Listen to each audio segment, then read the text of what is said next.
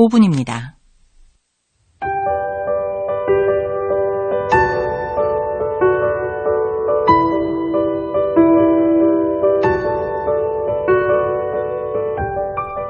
오늘의 은혜로 이 시간은 홍성 홍원침례교회 이문용 목사님의 말씀을 전해드립니다.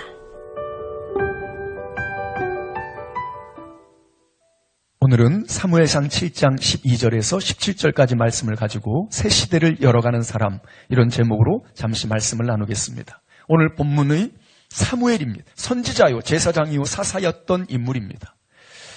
그의 시대적인 배경은 이렇습니다. 약속의 땅 가나안을 정복하고 이스라엘이 하나가 돼서 승승장구해야 하는데, 그런데 오히려 어둠의 시대가 시작됩니다. 사사시대입니다.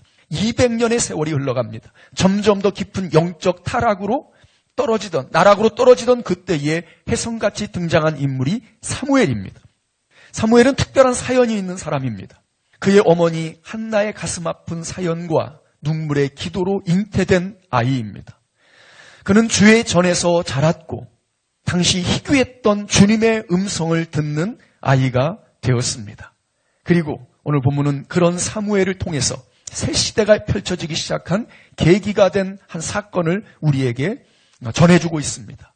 사무엘은 백성들 앞에서 이렇게 선포합니다. 여호와께 돌아오라. 이방신과 우상을 다 제거하고 마음을 하나님께로 향하여 그만 섬기라. 블레셋 사람의 손에서 건져내시리라. 백성들을 미스바로 모이게 합니다. 그리고 선포합니다. 내가 너희를 위하여 여호와께 기도하리라. 금식하며 회개의 집회를 열고 함께 백성들과 더불어 기도하는 사무엘. 이스라엘이 모였다는 소식을 듣고 블레셋이 공격합니다.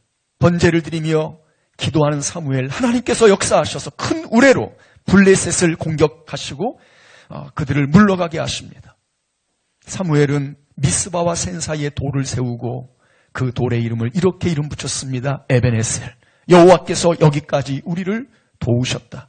그 결과 어떤 일이 일어났을까요? 여호와의 손이 사무엘에 사는 날 동안 블레셋 사람을 막아주셨고 빼앗긴 성읍을 회복하고 아모리 사람과는 평화를 유지하고 사무엘은 베델, 길갈, 미스바로 순회하면서 이스라엘 전체를 다스리는 통합 사사, 마지막 사사가 됩니다. 사무엘은 이후에 사울, 다윗을 왕으로 기름 부으면서 왕정시대의 새 역사를 쓰는 일까지 감당합니다. 대단한 사무엘이 아닙니까? 그런데 왜 우리는 지금 사무엘을 말하고 있는 것입니까? 사무엘처럼 살아야 된다고요? 사무엘처럼 새 역사를 우리도 써야 한다고요? 사무엘처럼 새 시대를 만들어가야 한다고 말씀드리는 것입니까? 사무엘에 비해서 우리는 너무나도 존재감이 없는 이들 아닙니까? 대체 우리가 할 수 있는 일이 무엇입니까? 이제 그 답을 드리려고 합니다. 타임지 선정 세계 역사를 바꾼 인물들 몇 명을 제가 거론했는데 1번이 누구인지 혹시 아십니까? 사실 이분은 세계 역사를 바꾼 인물 중 한 분으로 들어가는 것 자체가 저는 옳지 않다고 생각합니다. 그런데 1번으로 올라가 있더라고요. 누구인데요? 왜 그런데요? 새 시대, 새 역사를 여신 분, 새 나라를 가져오신 분, 예수 그리스도. 그분은 누구입니까? 예수 그리스도는 역사의 주인이십니다. 세계 역사를 바꾼 모든 인물들의 주권자이십니다. 그러니 그런 인물들 가운데 한 분으로 들어가는 것이 적절치 않습니다. 그 대단한 사무엘조차도 그림자에 불과하고 그 실체가 바로 예수 그리스도이십니다. 그렇습니다. 우리는 사무엘처럼 되려고 할 필요가 없습니다. 우리가 새 역사를 만들고 새 시대를 열어가고 새 나라를 만드는 것이 아닙니다. 이미 예수 그리스도께서 새 시대를 여셨습니다. 회개하라. 천국이 가까이 왔느니라. 하나님의 나라를 가지고 오신 예수님께서 회개하고 그 나라에 들어오라고 우리를 초대하십니다. 예수님께서 이미 새 나라, 새 시대를 열어놓으시고 우리에게 말씀하십니다. 돌이켜 회개하고 내 나라, 새 나라에 들어오라. 나와 함께 살자. 나와 함께 기적을 만들어보자. 나의 나라를 함께 만들어가자. 저는 우리나라 대한민국을 사랑합니다. 대한민국의 지금 가슴 아픈 이 현실을 정말 가슴 아프게 생각합니다. 내가 무엇을 할 수 있을까 고민합니다. 기도합니다. 대체 이 상황에서 내가 할 수 있는 일은 무엇일까요?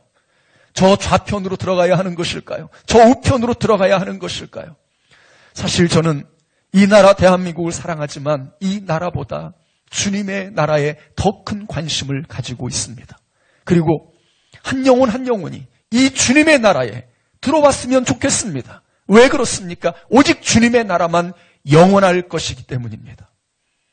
여러분은 주님의 초대에 응답하시고 참여하셨습니까? 회개하고 새 나라의 주인이신 예수님을 믿으면 이 나라에 들어올 수 있습니다. 새 나라를 여는 것은 우리의 몫이 아닙니다. 부담 갖지 마십시오. 우리는 예수님을 통해 완전한 새 나라에 들어올 수 있고 그리고 그 나라를 살아갈 수 있습니다.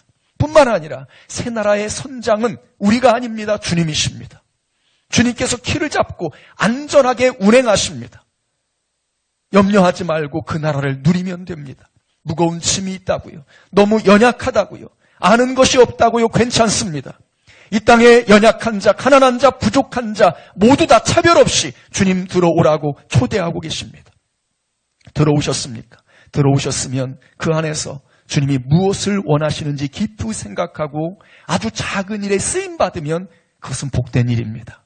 사무엘처럼 아니어도 괜찮습니다. 빈들에서 도시락을 들고 있던 한 아이를 혹시 기억하십니까? 한 끼 도시락, 주님께 필요할까 그 도시락을 드렸던 아이, 그 정도면 충분합니다. 주님 나라에 들어와 감격하면서 돌이켜 회개하며 살았던 삭개오, 혹시 기억하십니까? 그 정도면 충분합니다. 부족한, 미련한, 죄인인 나를 받아주신 주님께 자신을 드리기를 갈망하며 눈물을 흘려 옥합을 깨뜨렸던 막달라 마리아, 그 정도면 충분합니다. 말씀 앞에 앉아있는 마리아, 음식을 준비하는 마르다 자매는 어떻습니까? 주님이 모집한 전도대에 들어가서 복음을 전하며 기적을 체험했던 그 무명의 전도대 중 한 사람이면 그것으로 충분합니다.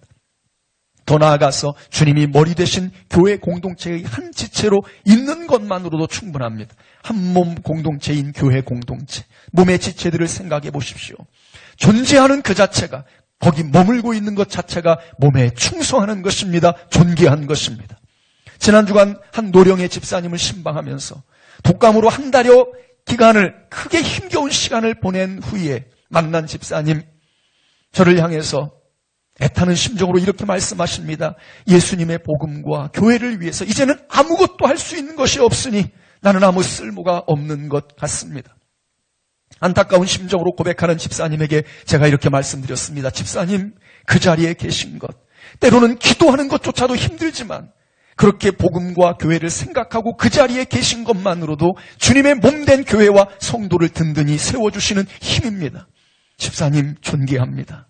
그것으로 충분합니다. 대장 예수님이 앞에 계십니다. 주님과 함께, 그리고 우리 서로 함께 영원한 주님 나라의 백성으로서 오늘을 살아갈 수 있기를 간절히 축복합니다.